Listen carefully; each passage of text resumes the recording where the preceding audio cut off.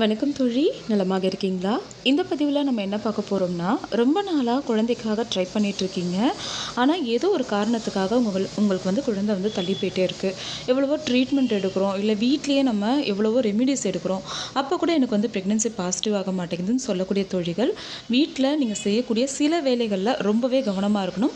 அதுவும் வந்து குறிப்பிட்ட அந்த நேரத்தில் முக்கியமாக இந்த 5 வேலைகளை வந்து செய்கிறத தவிர்க்கிறது ரொம்ப ரொம்ப நல்லது. ஏன்னா சில சமயத்தில் நமக்கு கரு இருக்குது, அது வந்து ரொம்ப வீக்காக இருக்குது அப்படின்னும் பட்சத்தில் நம்ம கொஞ்சம் கடினமான வேலைகளை வீட்டு வேலைகளை செய்யும் பொழுது கரு உண்டாகி இருக்கும் அப்படின்றது நமக்கு தெரியறதுக்கு முன்னாடியே அது கலைஞ்சு போகிறதுக்கான வாய்ப்புகள் அதிகமாகவே இருக்கும்.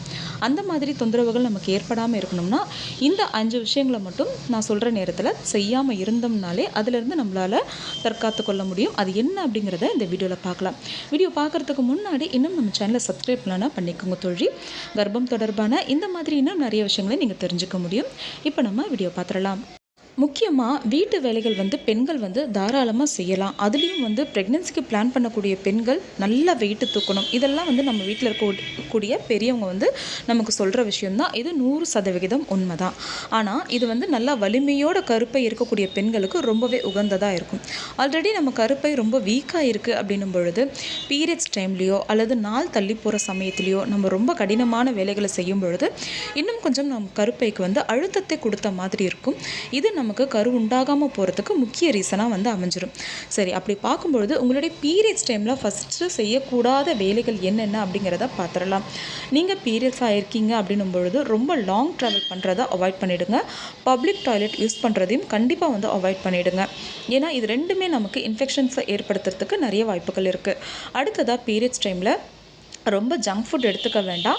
வேலைகளை பொறுத்த வரைக்குமே ரொம்ப வெயிட் அதிகமாக இருக்கக்கூடிய பொருட்களை தூக்குறது, நம்ம வந்து அதிகமாக மாவு அரைப்போம், கிரைண்டர் தூக்குவோம், இந்த மாதிரி வேலைகளெல்லாம் வந்து அந்த பீரியட்ஸ் டைமில் நீங்கள் கொஞ்சம் தவிர்க்கிறது நல்லது. அதே போல் சோஃபா நகர்த்துறது, ரொம்ப கனமான பொருட்களை வந்து தூக்குறது, நகர்த்துறது, இந்த வேலைகளை வந்து பீரியட்ஸ் டைமில் கண்டிப்பாக வந்து செய்யக்கூடாது.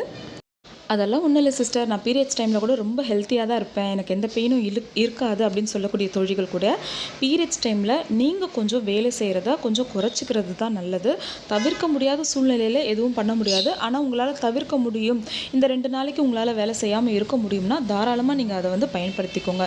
ஏன்னா அந்த நேரத்தில் நமக்கு ரத்தப்போக்கு அதிகமாக இருக்கிறதுனால நம்ம பாடியில் இருக்கக்கூடிய ஹீமோகுளோபின் லெவல் கொஞ்சமாக வந்து குறையும். அந்த சமயத்தில் எலும்பு மஜ்ஜைகள் வந்து கொஞ்சம் வீக்காக இருக்கும். அந்த சமயத்தில் நம்ம இந்த மாதிரி வெயிட் அதிகமாக இருக்கக்கூடிய பொருட்களை தூக்குறதோ இல்லை அதிகமான வேலைகளை செய்கிறதோ சீக்கிரமே நமக்கு எலும்பு தேய்மானத்தை ஏற்படுத்தி கொடுத்துரும். இப்போ இருக்கக்கூடிய நிறைய, அதாவது ஒரு 40-50 வயதுக்கு மேலே இருக்கக்கூடிய பெண்களுக்கு அதிகப்படியான மூட்டு வலி வர்றதுக்கு முக்கிய காரணமே அவங்களுடைய பீரியட்ஸ் டைம்லையும் அவங்க வந்து அதிகமாக வந்து உழைத்தது தான் காரணமாக இருக்கும். ஸோ அந்த நிலைமை நமக்கும் வரக்கூடாதுன்னா பீரியட்ஸ் டைமில் நம்ம இந்த மாதிரியான வேலைகளை வந்து செய்கிறத வந்து தவிர்க்கிறது நல்லது.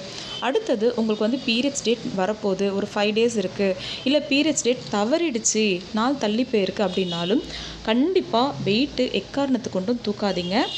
வெயிட்டு பொருளை தூக்க தானே கூடாதுன்னு சொன்னாங்க, நான் கொஞ்சமாக காலால் நகர்த்திக்கிறேன் அப்படின்னு சொல்லிட்டு சோஃபாவை காலால் நகர்த்துறதோ அல்லது வெயிட் அதிகமாக இருக்கக்கூடிய குடத்தை காலால் நகர்த்துறதோ இந்த மாதிரி வந்து எதுவுமே செய்யாதீங்க. நான் ஆல்ரெடி வந்து வெயிட் லிஃப்ட் பண்ணிகிட்ருக்கேன் ஜிம்மில், இப்போ வந்து நீங்கள் இந்த மாதிரி சொல்கிறீங்களேன்னா உங்களுக்கு வந்து இது வந்து சேராது. ஏன்னா இது வந்து நீங்கள் கண்டினியூஸாக பண்ணும்பொழுது உங்கள் உடம்பு வந்து அதுக்கேற்ற மாதிரி வந்து ஏற்கனவே வந்து அடாப்ட் ஆகிட்ருக்கும். உங்களுடைய மசில்ஸ்லாம் வந்து ரொம்ப ஸ்ட்ரென்த்தனாக இருக்கும். ஸோ ஜிம்மில் ஒர்க் அவுட் பண்ணுறவங்களுக்கு வந்து இது வந்து பிரச்சனை இல்லை. ஆனால் இப்போது நம்ம வீட்டில் தான் பிளான் பண்ணிகிட்ருக்கோம், ஹாஸ்பிட்டல்ஸ்லாம் எதுவும் போகல அப்படின்னும் பொழுதோ இல்லை மெடிசன்ஸ் எடுத்திருக்கீங்க அப்படின்னும் பொழுதோ நிச்சயமாக நீங்கள் வெயிட்டு தூக்குறத நாள் தள்ளி போகும்போதும் பீரியட்ஸ் டேட்டு நெருங்குற சமயத்திலும் கண்டிப்பாக தவிர்க்கணும்.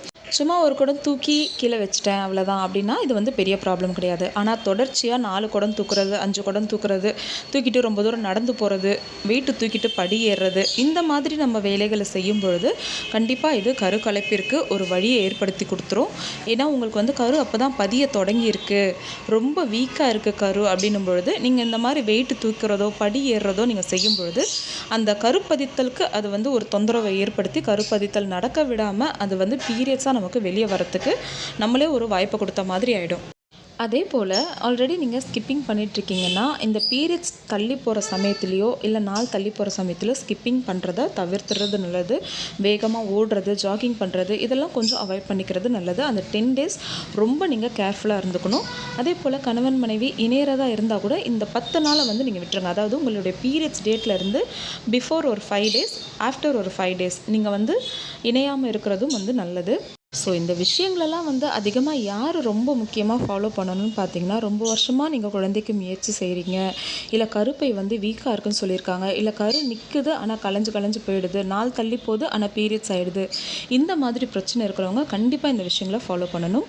அதுலேயும் வந்து குழந்தைக்காக ட்ரை பண்ணுறதுக்காக மருத்துவமனை நாடி இருக்கீங்க, ஐயுஐ இல்லை ஃபாலிகுலர் ஸ்டடி ஏதாச்சும் பண்ணியிருக்கீங்கன்னா நீங்கள் கண்டிப்பாக இந்த விஷயங்களை ஃபாலோ பண்ணணும். ஏன்னா உங்களுக்கு வந்து வெளியிலேருந்து ஹார்மோன்ஸை ஸ்டிமுலேட் பண்ணி நம்ம வந்து கரு நிற்க வைக்கிறதுனால சில சமயத்தில் இந்த மாதிரி நம்ம கருப்பை வீக் ஆகிறதுக்கும் வாய்ப்புகள் இருக்குது. அந்த நேரத்தில் நம்ம இந்த மாதிரி வேலைகளை செய்யும் பொழுது சிகிச்சை பலனளிக்காமல் போயிடும். நம்ம என்ன நினைப்போம், டாக்டர் வந்து சரியாக ட்ரீட்மெண்ட் பண்ணலை, இந்த டாக்டர் வந்து சரியில்லை அப்படின்னு நினைப்போம். ஸோ இந்த மாதிரியான விஷயங்களை தவிர்க்கிறது நல்லது. அதே போல் இன்னொரு விஷயமும் நான் சொல்லி ஆகணும். சிலருக்கு வந்து இந்த மாதிரி எல்லா வேலைகளுமே செய்தாலுமே சிலருக்கு எந்த விதமான பிரச்சனையுமே இல்லாமல் ஈஸியாக அவங்க வந்து ப்ரெக்னென்ட் ஆவாங்க.